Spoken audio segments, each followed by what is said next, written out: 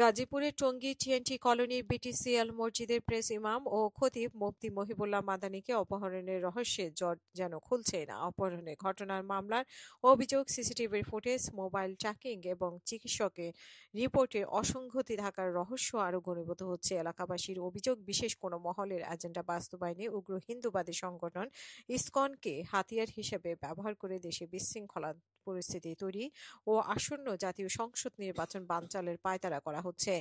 জানা যায়, ভারতে পলাতক গাজীপুরে মহানগর আওয়ামী লীগের সাধারণ সম্পাদক ও গাজীপুর সিটি কর্পোরেশনের সাবেক মেয়র জাহাঙ্গীর আলম বলেছিলেন যে, আমরা শান্তিতে থাকতে না পারলে কাউকে শান্তিতে থাকতে দেব না। এই হুমকি একেবারে উড়িয়ে দিচ্ছেন না স্থানীয় সুশীল সমাজের সদস্যরা।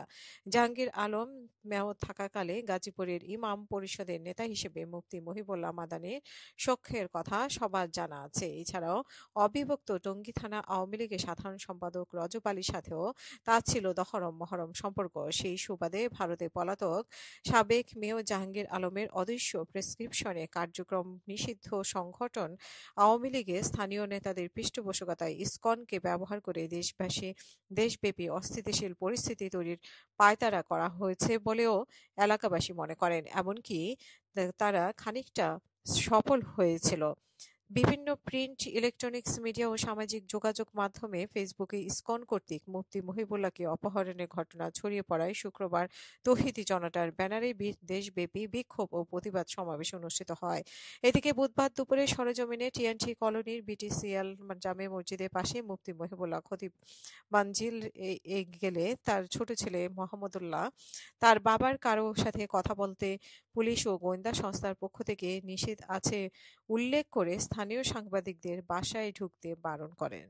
টঙ্গীর টিএনটি মরকুণ্ড এলাকায় বাসিন্দা নুরুল ইসলাম বলেন যে, বহুদিন যাবৎ টিএনটি মসজিদে নিয়মিত নামাজ পড়ি। মুফতি মহিবুল্লাহর বর্তমান কার্যক্রম আমাদের কাছে রহস্যজনক মনে হচ্ছে কেউ তাকে দূর থেকে পরিচালিত করছে। এই ব্যাপারে যোগাযোগ করা হলে স্থানীয় বাসিন্দা ও বৃহত্তর টঙ্গী থানা ছাত্রদলের সাবেক সাধারণ সম্পাদক মোহাম্মদ আইয়ুব আলী বলেন যে, গাজীপুর সিটি কর্পোরেশনের সাবেক মেয়র জাহাঙ্গীর আলম ও অবিভক্ত টঙ্গী থানা আওয়ামী লীগের সাধারণ সম্পাদক রজব আলীর সাথে মুফতি মহিবুল্লাহর সুসম্পর্ক ছিল।